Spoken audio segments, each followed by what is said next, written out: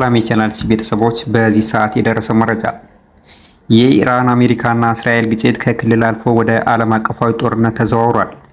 ኢራን ከፍተኛ የሆነ የሚሳኤል ድብደባ እንደደረሰባት ተናገረች። በሊባኖስ ከ1000 በላይ ሰዎች መሞታቸው ተነገረ። በሀዲያ ዞን ወላጅ እናቱና እህቱን በሳንጃ የገደለው ሰው የሞት ፍርድ ተፈረደበት።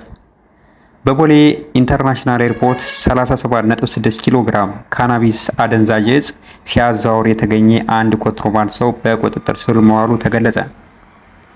ክቡራን የዚህ ቻናል ቤተሰቦች በአሁኑ ሰዓት የደረሰን እነኝና ሌሎች አዳዲስ መረጃዎችን ወደ እናንተ እያደረስኩ ያለው እኔ ስምሮ ነኝ። ታዲያ ለዚህ ቻናል አዲስ ከሆናችሁ ሰብስክራይብ እያደረጋችሁ እስከ መጨረሻው ተከታተሉ። ምክንያቱም ሰብስክራይብ ታደርጉ በቀጣይ የምለቃቸው አዳዲስና ታማኝ መረጃዎች ቀጥታ በስልካችሁ ኖቲፊኬሽን አማካኝነት የማሳወቂያ ምልክት ይደርሳችኋል ማለት ነው።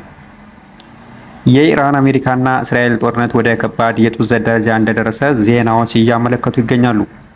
ጦርነቱ በአሁኑ ሰዓት ከሶስቱ ሀገራት አልፎ ወደ ሳውዲ አረቢያ፣ ኳታር፣ ኩዌት እና ኤምሬትስ ሀገራት ድረስ እየተስፋፋ መሆኑ ነው የተገለጸው። እስራኤል በኢራን ውስጥ ያሉ የነዳጅ ዲፖዎችና የጋዝ ማቀነባበሪያዎችን በድሮን እያገኘች ትገኛለች።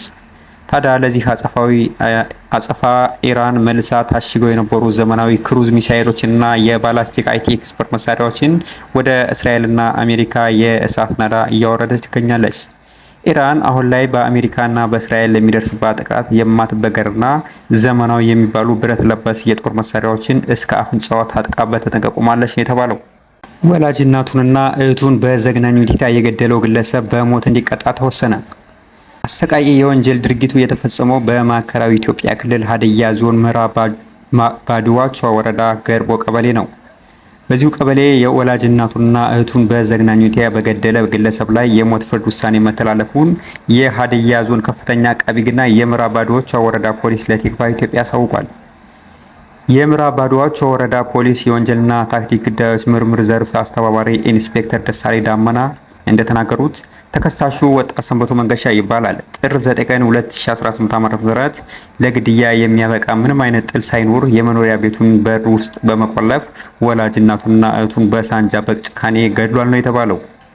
ፖሊስ ባደረገው ማጣራት ወንጀል ፈጻሚ ወላጅ እናቱና በሳንጃ አንገታቸውን፣ ሆዳቸውንና ጀርባቸውን በመውጋት እንዲሁም ደግሞ ጡታቸውን በመቁረጥ ሕይወታቸው እንዲያልፍ አድርጓል ነው የተባለው። ይህን ድርጊት አይታ የጮኸችውን ታናሽ እህቱን በአንገቷ አካባቢ ደጋግሞ በመውጋት ለሞት ዳርጓል ነው የተባለው። ተከሳሹ ቀደም ሲል የመከላከያ አባል የነበረ ሲሆን በህገወጥ መንገድ ከድቶ ወይም ደግሞ ኮብልሎ የወጣ ነውም ተብሏል።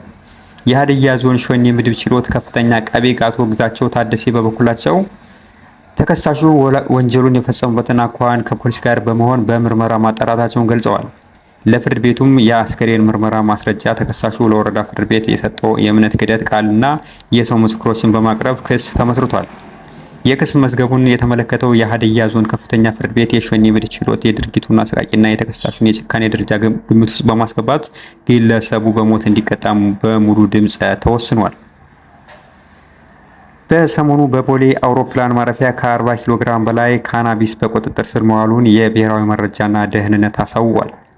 ከታይላንድ ባንኮክ ተነስቶ ደቡብ አፍሪካ ጆሃንስበርግ ሊተላለፍ የነበረ 37.6 ኪሎ ግራም ካናቢስ በሻንጣዎች ተደብቆ እንደተገኘ ተናግረዋል። በድርጊቱ የተጠረጠረ የእንግሊዝ ዜግነት ያለው ግለሰብ ተይዞ ምርመራ እየተደረገበትም ነው የተባለው። ከፈረንሳይ ፓሪስ ወደ ኮሞሮስ ሲጓዝ የነበረ አውሮፕላን ላይ በሻንጣ የውስጥ አካል የተደበቀ 3.160 ኪሎ ግራም አደንዛዥ እጽም እንደገና ተይዟል ነው የተባለው። ክቡራን የቻናል ቤተሰቦች እስካሁን እናንተ ጋር የነበርኩ እኔ ሰምሮ ነኝ። ለዚህ ቻናል አዲስ ከሆናችሁ ሰብስክራይብ፣ ላይክ ኤንድ ሼር እያደረጋችሁ እንዲሁም ደግሞ በቀጣይ አዳዲስ እና ታማኝ መረጃ እስክንገናኝ መልካም ተመኘው።